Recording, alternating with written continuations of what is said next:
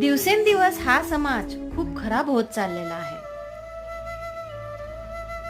प्रत्येक माणसाला एवढा अहंकार आलेला आहे की त्याला आपल्यात आणि परक्यात काही फरक दिसत नाही.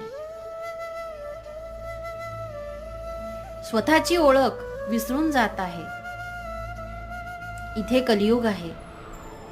अहो, स्वतःची ओळख ही चांगल्या संस्कारावर आणि चांगल्या कर्मावर अवलंबून असते.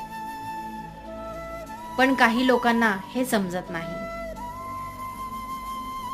मोठमोठ्या महागड्या ब्रँडचे कपडे तर दुकानातले पुतळे सुद्धा घालतात.